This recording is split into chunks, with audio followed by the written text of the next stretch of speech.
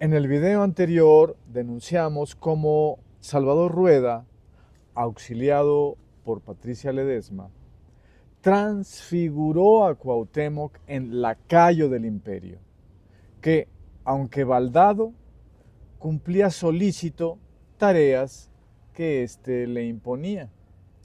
Transfiguración que ambos investigadores pretenden hacer pasar por realidad histórica, para tenerla como referente de contraste con la cual evaluar críticamente las sucesivas imágenes heroicas de Cuauhtémoc que se han sucedido desde el siglo XVI a la fecha. Imágenes inexactas, ciertamente, que los investigadores gustan de llamar perfiles. Desafortunadamente, lo que los investigadores toman por realidad no pasa de ser mero perfil y aún peor. Un truco que ellos se hacen en vista de lograr que su público se someta al mismo, tal y como volveremos a demostrar en el presente video, ocupándonos de la manera en que Salvador Rueda y Patricia Ledesma enfocan, o más bien desenfocan y desfiguran la última escena de la vida de Cuauhtémoc, sus últimas palabras y confesión cristiana a punto de ser ahorcado. De donde resulta que Cuauhtémoc aceptó ser bautizado y era buen cristiano, pues él y el señor de Tacuba, aún tristes de ser ahorcados, les rogaban a los frailes que les confesaron poco antes que los encomendasen a Dios, pues que eran para indios, o aunque indios, ellos eran buenos cristianos y que creían bien, verdaderamente. Cita Salvador Rueda, sobreentendiéndose que ser buen cristiano y creyente verdadero significa haber repudiado la idolatría en que estos caciques vivieran, según decían los invasores militares y religiosos, para justificar su doble empresa de dominación. Vamos a abrir un primer gran tema. Si eres objetivo, serás benevolente con el asesino de Cuauhtémoc. A continuación, Salvador Rueda ensaya una suerte de justificación objetivista del proceder asesino de Cortés. Veamos la puesta en escena de tal ensayo. Comenta Salvador Rueda acerca de la manera como Cortés decide ahorcar a Cuauhtémoc y al señor de Tacuba, que no fue un acto extraordinario. Lo mismo había hecho con el hijo de Xicoténcatl en Texcoco. Y lo mismo hizo Pedro de Alvarado en Guatemala. Cierran las comillas.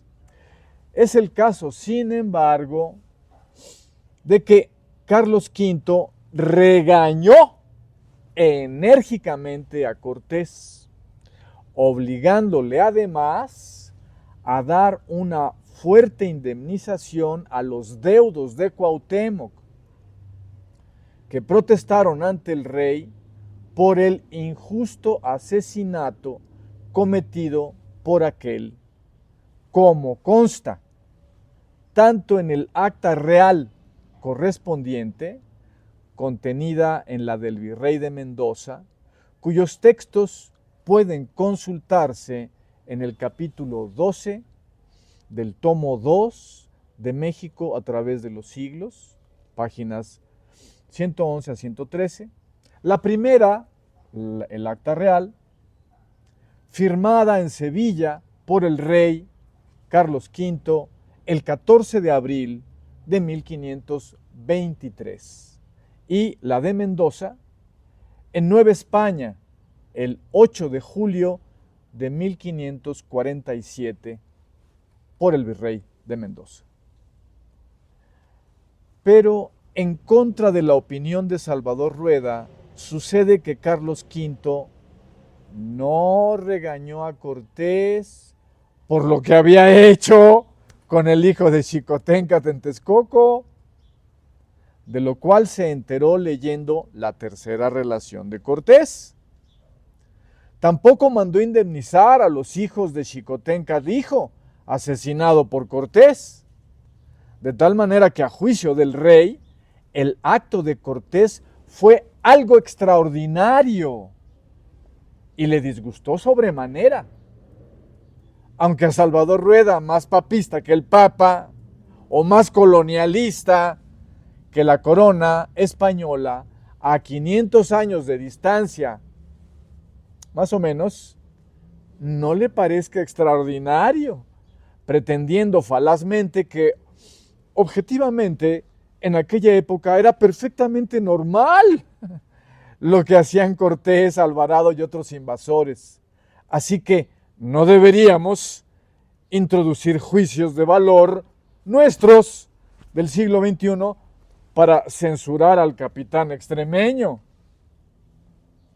Bueno, ahora abrimos un segundo tema, de que muy común y muy humano es asesinar por envidia. Por sobre su mirada indiferente, inconmovible, creerá él que científica, Salvador Rueda hace una pregunta pertinente. ¿Por qué actuaban así? Aunque realmente, para no cubrirle las espaldas de pasada a Cortés, debió formularla no solo en plural, sino dirigida directamente a Cortés. ¿Por qué actuó así? En todo caso, contesta. Había un temor. El temor era el de soltar el poder, no solo porque los indígenas se pudieran levantar en contra de ellos, los españoles. Es algo un poco más humano, propio del muy humano Cortés, sugiere Salvador Rueda. Era temer que, piensen ustedes, como gente que vive al final de la Edad Media y el principio del Renacimiento, Salvador Rueda vuelve a disolver a Cortés en su época para restarle responsabilidad personal en los acontecimientos. En todo caso, eso más humano a lo que se refiere Rueda es la idea de no compartir el poder.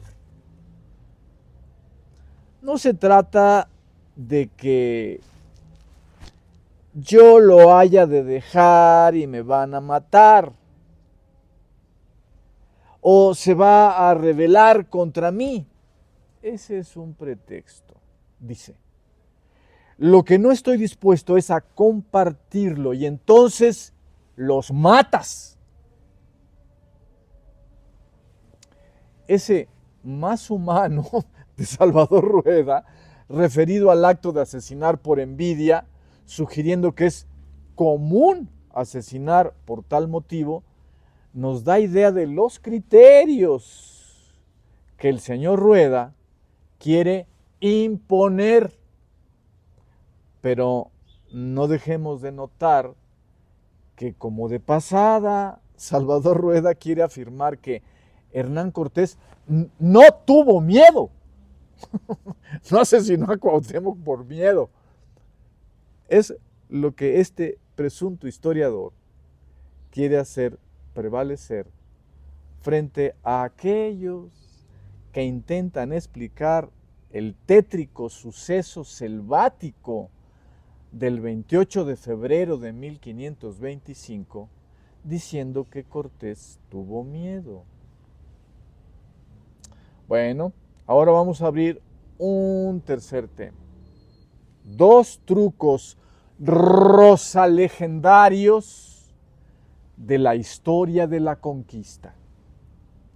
Como vemos, al final de su argumentación, Salvador Rueda redobla la apuesta. Quiero decir, el truco consistente en relativizar el crimen y la culpabilidad de Cortés. Ahora no solo disolviéndola en un plural o en todo el Renacimiento, sino, oh audacia, incluyéndonos a nosotros del siglo XXI, como si fuéramos también asesinos, con eso de, y entonces los matas. Sí, el señor Rueda tiene sus maneras de hablar, como esta, ¿verdad? Lo curioso es que todas coinciden en el efecto de cubrirle la espalda al asesino, Hernán Cortés. Y para demostrar que no era específicamente la lógica de Cortés, que sí lo era, sino la del momento, añade Salvador Rueda. No fue el único, y no fue el único caso. También ahorcó a un español que quería irse con Diego Velázquez a Cuba y lo agarraron a la mitad del camino. A uno le cortaron los pies y al otro lo ahorcaron. En fin, pensemos. Lo voy a decir de una manera mala, confiesa Salvador Rueda. En fin, pensemos, lo voy a decir de una manera mala, pero pensemos que era gente brutal.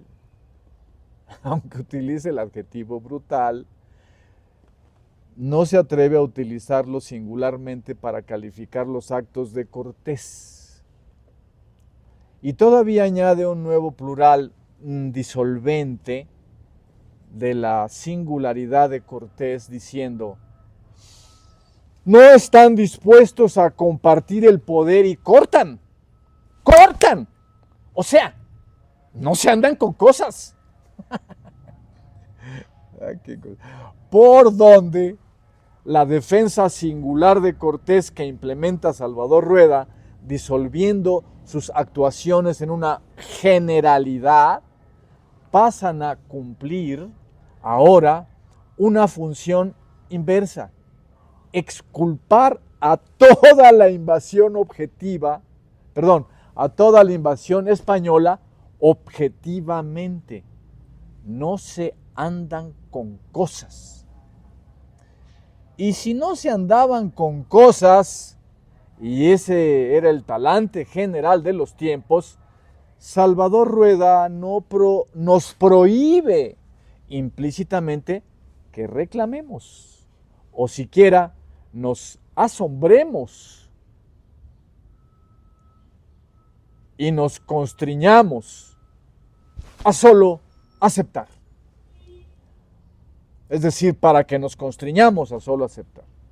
De manera que el relativismo histórico le sirve a Salvador Rueda no para especificar épocas y actos determinados dentro de las mismas, etcétera, sino para implicar que nosotros somos marcianos.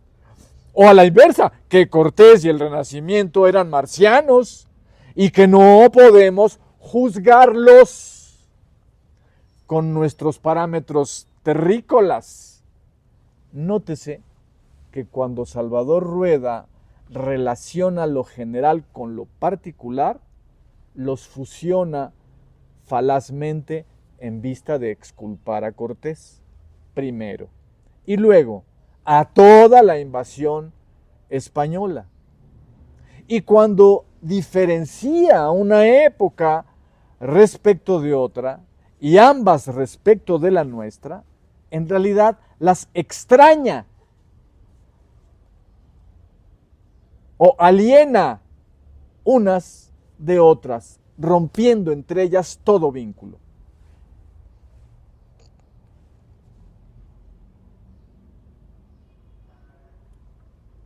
como si fueran entre sí marcianas, para que así pueda él prohibir todo juicio nuestro acerca de la historia, por ejemplo, de la conquista, que en verdad fue invasión, como denunciara por vez primera Fray Bartolomé de las Casas, gran patriota español.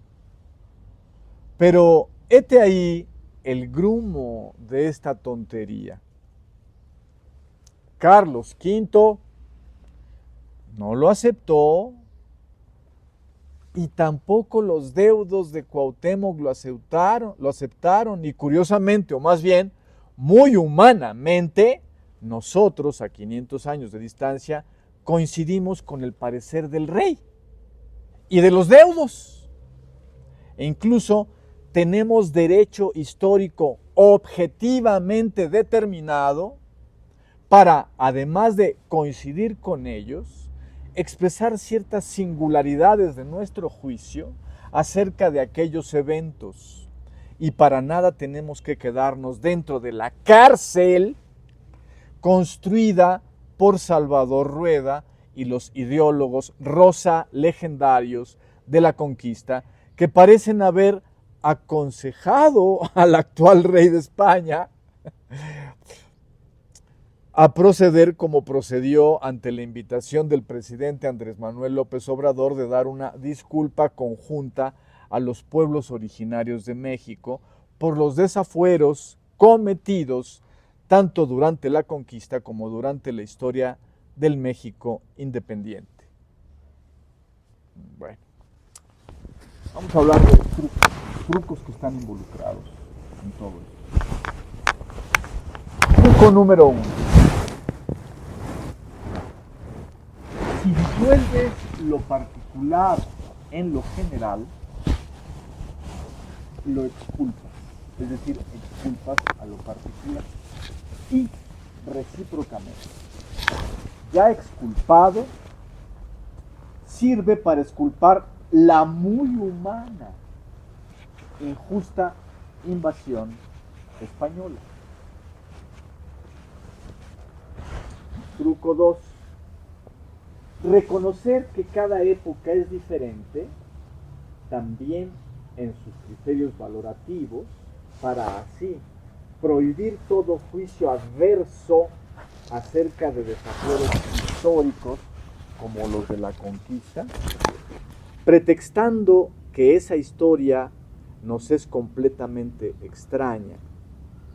Distinguir entre épocas humanas se convierte en volvernos extraterrestres en los manejos de Salvador Rueda y otros rosalegendarios de la conquista. Negar la humanidad que compartimos con cualquier época.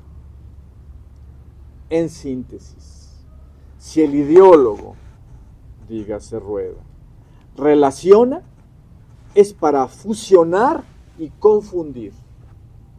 Y si distingue, es para cortar de tajo y prohibir enjuiciar. Lo que no le conviene que enjuicies. Tal es el proceder discursivo de los amos cuando intentan defender sus intereses económicos, políticos y culturales o simplemente personales. Entremos al cuarto tema. ¿Juan de Tecto murió de hambre al pie de un árbol? Antes de pasar a analizar la tira de Tepexpan, en la que aparece colgado Cuauhtémoc de los pies y degollado, Salvador Rueda comenta todavía respecto de los frailes que confesaron a Cuauhtémoc y al señor de Tacuba. Dice que uno de ellos fue Fray Juan de Varillas, fraile mercedario, que había aprendido algo de náhuatl, y que hay otra versión en la que además de él, también los confesó un fraile franciscano. que, dice Salvador Rueda, pudo haber sido Juan de Tecto, Fray Juan de Tecto, quien muere de hambre en la malhadada expedición de las Cibueras. Ahora bien, el problema de esta exposición de Salvador Rueda consiste, en primer lugar, en que no nos informa que eso de que Juan de Tecto muere de hambre en la malhadada expedición de las Cibueras no es una verdad histórica bien establecida, sino en realidad la versión de Hernán Cortés, también la de Bernal Díaz del Castillo. Y en segundo lugar, no nos informa Salvador Rueda precisamente para cubrirle la espalda a Cortés, ya que se lo acusa de haber asesinado a Fray Juan de Tecto y de que lo de que murió de hambre fue solo para encubrir dicho asesinato ante el rey de España, de quien el fraile no solo era conocido, sino que antes de venir a Nueva España fue consejero espiritual y confesor del rey. De suerte que Carlos V tuvo hondo pesar al enterarse de la muerte de Juan de Tecto, ocurrida durante el viaje de Cortés a las Cibueras. Así que en tercer lugar, se preguntó cómo pudo haber ocurrido. Tampoco informa Salvador Rueda, en tercer lugar, que los documentos de Izcateopan denuncian que Hernán Cortés envió al fraile a confesar a Cuauhtémoc, esperando que quizá algo dijera del paradero del tesoro de Moctezuma. Así que después de la confesión, Cortés le preguntó al fraile que ¿qué había dicho el reo? Y el fraile contestó que nada, y que si algo hubiera dicho, tampoco podía él comunicarlo debido al secreto de confesión. Así que Cortés también lo mandó a ahorcar. Precisamente, el Códice Vaticano Ríos muestra en una de sus láminas no solo colgado de un árbol a Cuauhtémoc y al señor de Tacuba, sino además muestra al lado a un fraile colgado, posiblemente Juan de Tecto, si nos atenemos a lo dicho por los documentos de Ixcateopan. Precisamente debido a todo ello, es que Salvador Rueda menciona a Juan de Tecto solo de pasada, para informar solícito con cortesiana voz que murió de hambre, etc. En realidad, la plática entre Cuauhtémoc y su confesor, Juan de Tecto u otro, no tuvo que ver con el tesoro de Moctezuma.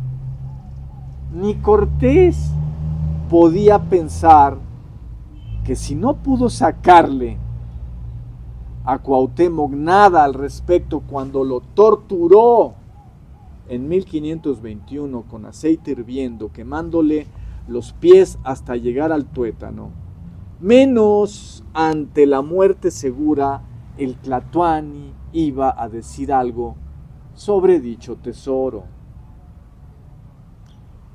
Pero lo que sí es muy posible es que Cortés mandó asesinar a Juan de Tecto o a otro fraile, tal y como aparece ahorcado en el Códice Vaticano Ríos, y no a causa del tal tesoro y el secreto de confesión, etc., sino porque el fraile no estuvo de acuerdo y protestó por el acto asesino que Cortés se proponía o ya había llevado a cabo, ese de asesinar a Cuauhtémoc, etc. Así que el capitán extremeño suprimió al incómodo testigo: cortó. Muy de acuerdo con el señor Rueda en aquello de: y entonces los matas. Y en el: o sea, no se andan con cosas. De tal manera que cuando Salvador Rueda dice como de pasada que el otro fraile confesor pudo haber sido Juan de Tecto, quien muere de hambre en la malhadada expedición a las Cibueras, no hace sino cubrirle la espalda a Cortés y transformar la negrura del evento en una historia triste pero rosa, gris rosa. Por lo demás, esta es la primera vez que Salvador Rueda impugna los documentos de Izcatiopan. Ya vendrán más impugnaciones, y esta, para que quede impune y pase inadvertida, la introduce Salvador Rueda sin siquiera mencionar a dichos documentos, aunque la tiene en mente a esa tradición de Izcatiopan, dada la inquietante presencia del fraile colgado que aparece en ella, en esa tradición, en esos documentos,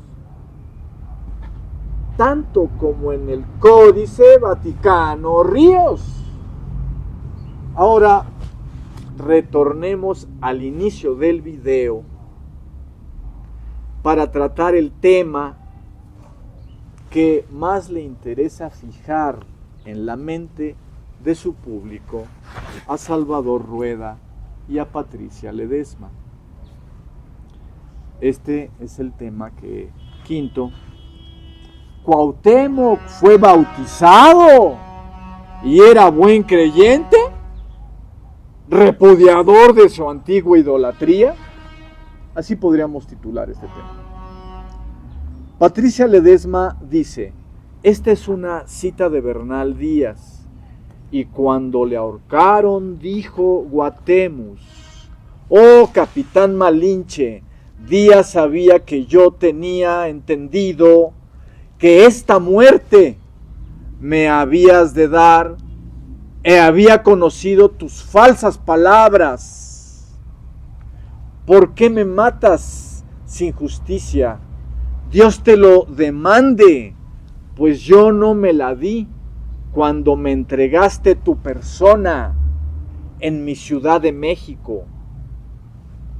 El señor de Tacuba dijo que daba por bien empleada, prosigue hablando Bernal, que daba por bien empleada la muerte por morir junto a su señor Guatemus, y antes que los ahorcase, pero lo que sigue no lo dice Bernal Díaz del Castillo, los fue confesando Fray Juan el Mercedario, que sabía algo de la lengua.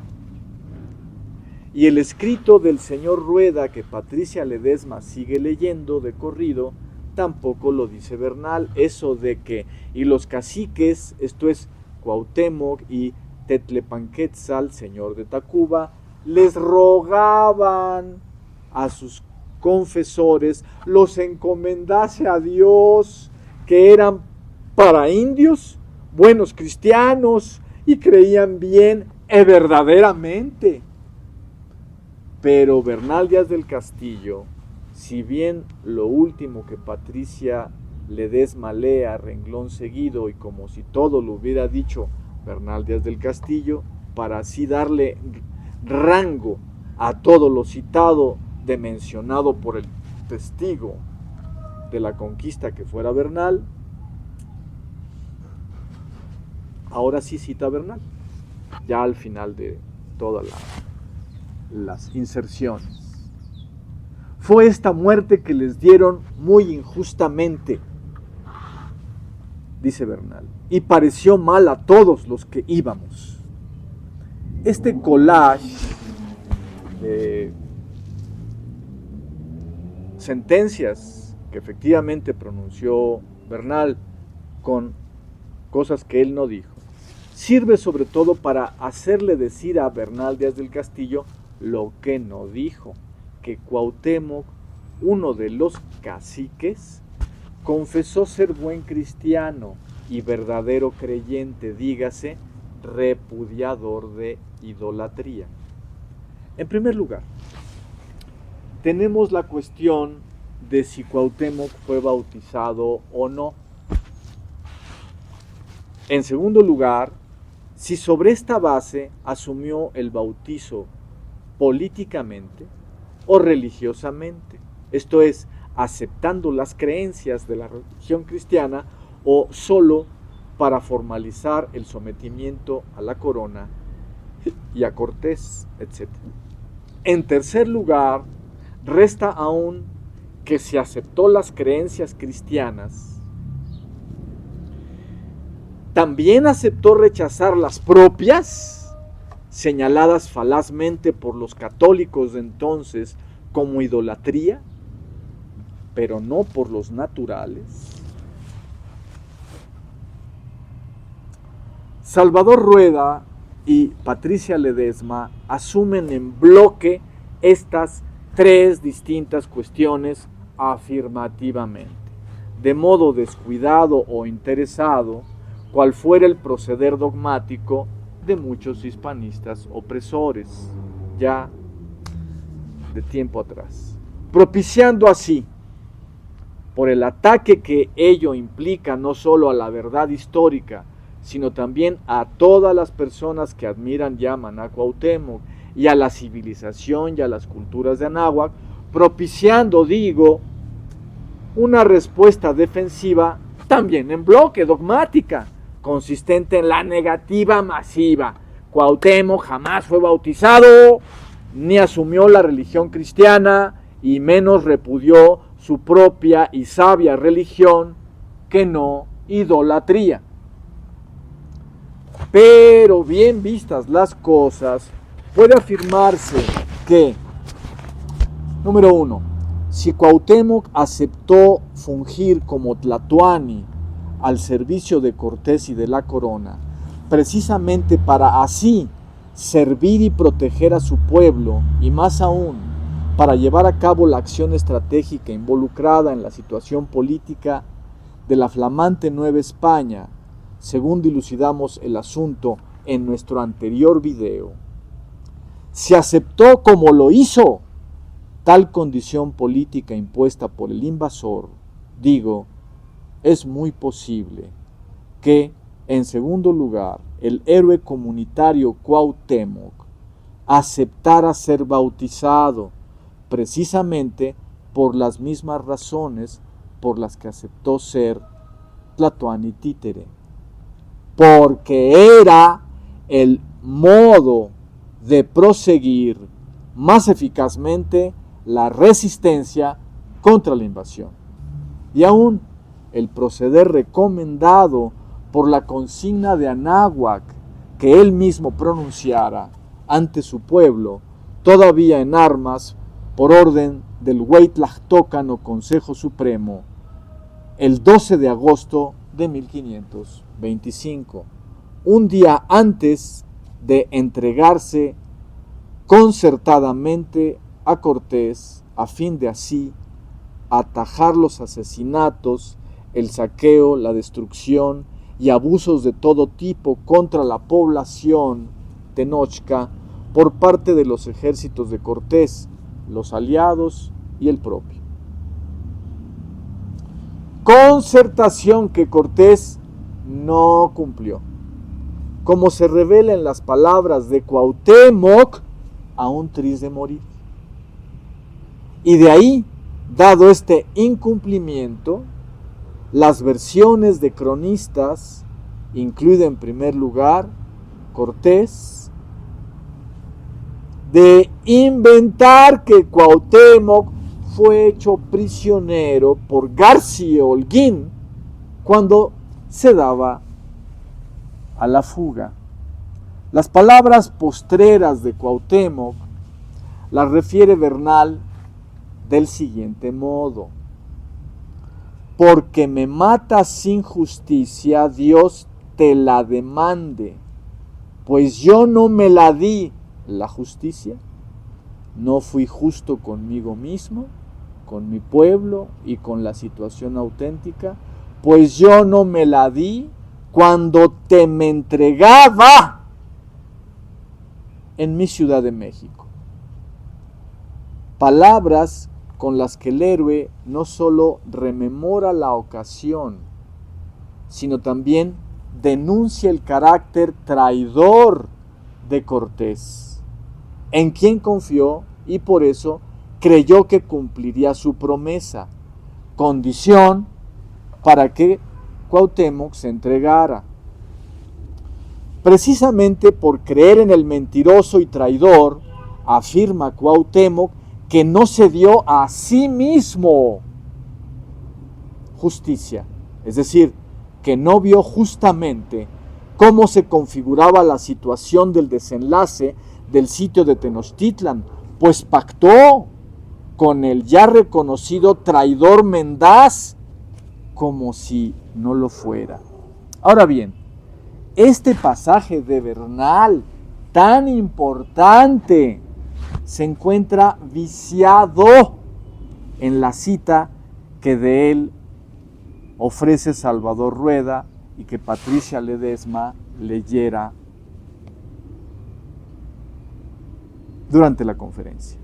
Salvador Rueda ha escogido la versión más abstrusa de dicho pasaje, aquella en la que no se entiende qué está diciendo Cuauhtémoc. A punto de morir, dice unas cosas que ni se entienda, ¿no? Aquella versión que da un perfil del héroe como valiente, pero absurdo por incomprensible. Sucede que en 1944 Joaquín Ramírez Cabañas corrigió el viciado pasaje que corría en las ediciones anteriores de la historia verdadera de la conquista de la Nueva España. Y Editorial Porrúa publicó por vez primera la versión auténtica. Extraña que Salvador Rueda recurriera a alguna versión anterior a 1944 y que le diera a leer a Patricia Ledesma y que la diera a leer a Patricia Ledesma para que su público, en el que me incluyo, malentendiera las últimas palabras del héroe comunitario Cuauhtémoc, pues la versión auténtica es como la acabo de citar. De nueva cuenta la cito, para compararla con la viciada que cita Salvador Rueda y lee Patricia Ledesma. La auténtica dice: porque me matas sin justicia, Dios te la demande, pues yo no me la di cuando te me entregaba en mi Ciudad de México. Mientras que la versión viciada que cita Rueda y leyó Ledesma dice, según vimos, ¿por qué me matas sin justicia? Dios te la demande, pues yo no me la di cuando me entregaste tu persona en mi Ciudad de México. Versión que es incomprensible, porque en realidad Cortés nunca le entregó su persona a Cuauhtémoc, ni en la Ciudad de México, ni en ninguna otra parte. De manera que citadas de este modo las palabras de Cuauhtémoc, amén de resultar risibles, son perfectamente incomprensibles. Y de un personaje incomprensible pero trágico es la idea o perfil que nos queda después de leer esta viciada versión de lo que Bernal Díaz del Castillo realmente escribió. En segundo lugar, Después de aceptar como altamente factible que Cuauhtémoc aceptara ser bautizado, tal y como en varias fuentes históricas se señala, resta la cuestión de si aceptó también la religión cristiana interiormente. Y a esto hay que responder que en realidad no tenía ninguna razón para hacerlo. Cabe recordar que los sabios mexica, a los que explicara según dicha religión, escucharon atentos e interesados, pero le respondieron que consideraban más sabia su propia religión. Es muy posible que Cuauhtémoc hubiera respondido en forma análoga, toda vez que había recibido una esmerada formación religiosa que abonó a su desarrollo espiritual y emocional extraordinario, como el que se muestra en las referencias que de él nos han quedado. En tercer lugar, resulta completamente falaz que se asumiera no solo cristiano, sino que además completara dicha asunción con ser un cristiano de veras. Así que, según aquella época, repudiador de la idolatría, de la idolátrica religión mexica. En realidad, Cuauhtémoc no era ni cortés ni fraile, como para creer que dicha religión fuera idolátrica y hubiera que quemar todos los códices, como hiciera brutalmente Fray Juan de Zumárraga en la Ciudad de México.